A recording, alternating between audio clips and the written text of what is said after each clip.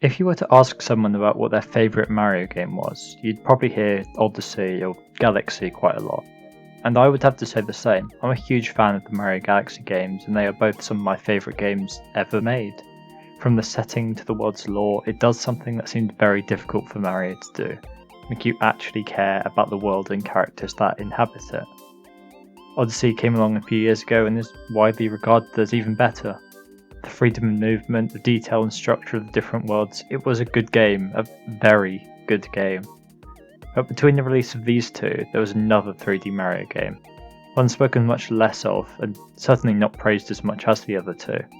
This game, of course, is Super Mario 3D World for the Nintendo Wii U.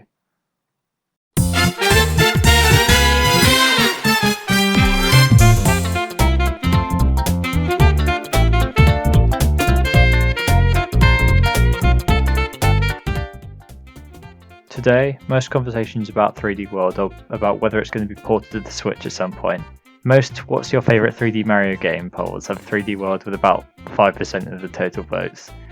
This may suggest it's widely disliked, but I think it speaks more about the quality of the others.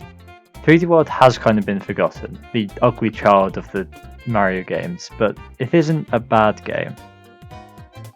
First, a bit of background. 3D World was first teased in a Nintendo Direct focused on the Switch back in 2013. The first trailer for it wasn't met with the best reception. It seemed uninspired and less interesting.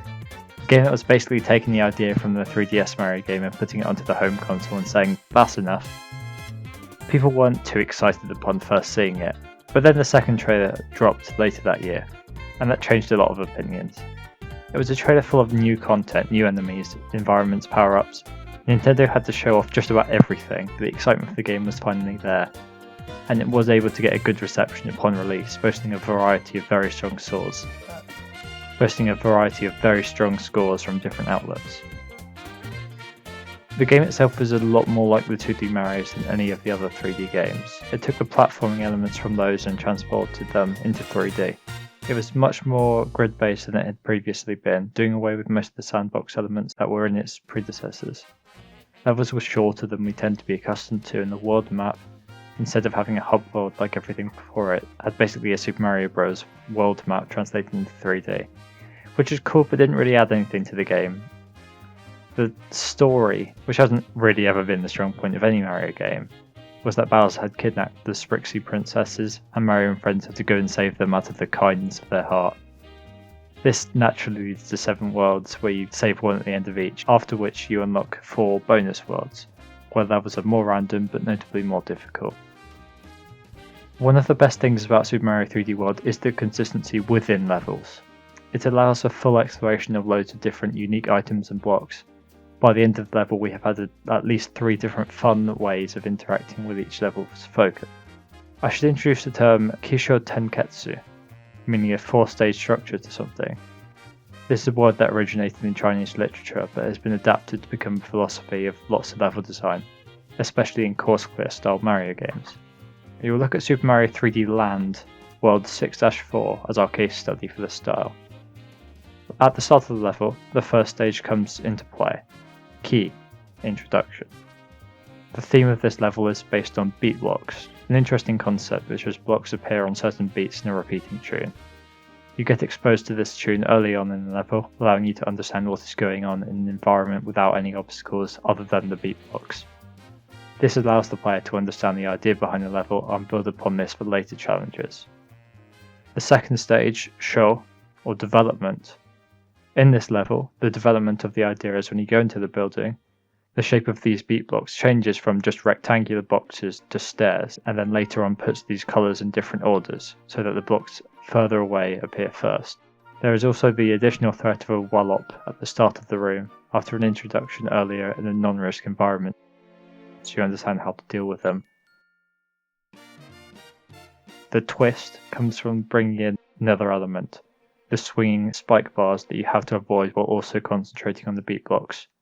There are different challenges brought about by this element's introduction, before the Ketsu, or conclusion, where there is a final test that allows you to get to the top of the flagpole, but if you mess up you can still get the bottom. There's not really a big punishment for failing. Of course, I've talked about a 3D Land level there, but they aren't actually very different from one another. Levels in 3D World look and feel exactly like they were just ported from the 3DS to the home console. They feel largely like handheld levels. They are so short. You have 4 puzzles, as mentioned above, but this means that many levels can be over and done with in like a minute. To account for this, each level has 4 collectibles, 3 green stars and a stamp. The stamp is purely optional. You don't need it for progression whatsoever, but if you want to 100% the game, which requires a fuck ton of time for a reason I'll get into later, you will need to collect them all. The green stars are a little more interesting than the comet medals seen in Galaxy. They serve as progression locks, saying that you need a certain number to get past a certain point. To me, this number always seemed very low, but I guess that depends on your style of play. It does feel like the fact that they were stars instead of something that fit the game better suggests that they were trying to hark back to what people love in Galaxy and try to remind them of that. The game does struggle for identity. You may think having so many different levels would naturally do that, but in Galaxy they're all thematically linked to space and sunshine, thematically linked to a holiday resort. You can have more levels without it feeling like that, but I suppose the sheer quantity as well as trying to explore 8 billion different blocks and ideas might be a little bit too much to make this consistent theming achievable.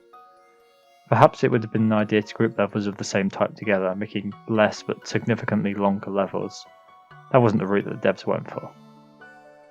It all leads to this forgettable nature of the game. How many levels could you specifically remember from 3D World? Compared with Galaxy or 64 or Sunshine, it's not a lot. Parts of levels or returning themes may stick out. You may remember the Plessy levels, the Bowser fights, the carnivals, but specifics feel a little bit limited compared with galaxies like Beach Bowl, Gusty Garden, Void Base or Freeze Flame from the games that came before. The music in 3D World is sick. The big band music that plays some of the series' most beloved tracks in a new style is so cool and makes the musical experience different to that of any other Mario games. In the visual department, it is a bit underwhelming. It looks good, it's higher resolution than any game that came before it, and the assets generally do look more polished than before.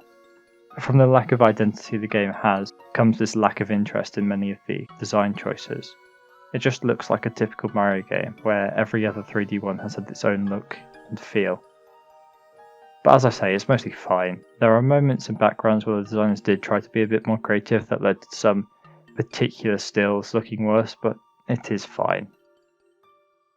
Movement has always been a huge part of Mario. It's what makes it fun. Various movement options and methods you have for progressing either horizontally or vertically.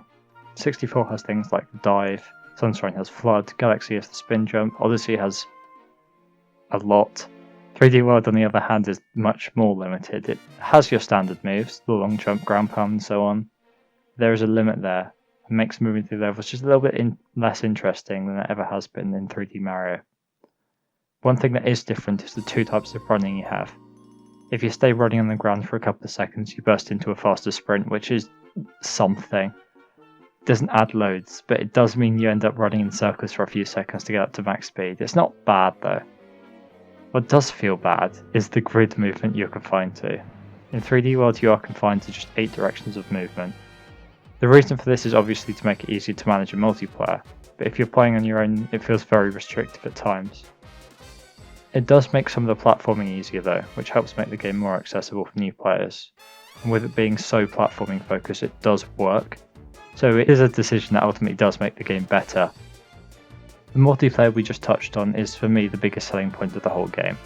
Having a 3D Mario that you can actually play with your family and friends is perfect and certainly gives another reason for you to play it. This is probably the time to talk about the characters. In the game there are 5 characters, one of which you only unlock in the post-game, Rosalina. She adds to Mario, Luigi, Toad and Peach that you've had from the start, all having their own slight differences. Luigi can jump higher but slides more, Toad can run faster but can't jump as high, Peach has a little floating ability to keep airtime, and Rosalina can do the Galaxy spin jump, both in exchange for being the slower characters. I do love this. Having characters with slightly different abilities that can suit your playstyle is very fun. I just wish they made more use of it for collectibles. The only time any specific character is ever needed to get a green star is by jumping on a button that has an M and an L or something on it, which isn't the most interesting use they could have come up with. This is an obvious method of forcing the game to be replayed for completion. With only 4 people able to play at once, and there being 5 characters, each level must be played at least twice to complete the game, artificially increasing how long people will play the game for. There is very little reward for 100%ing it, so I see few people that will be interested in actually going to this level of effort to complete it, but what do I know? Otherwise, is this game replayable? Sorta. Other than going through completion, there are a couple of levels that are kind of fun and maybe worth playing again. But I think the main replayability of the game comes from playing with a different group of people. That's what makes the game the most enjoyable, playing with others. Super Mario 3D World is the strangest of all 3D Mario titles. It has lots of flaws and the least memorable moments of them all, but it is still fun. It is a Mario game after all. And when it inevitably comes out on Switch at some point, it's probably worth playing again. Thank you for watching.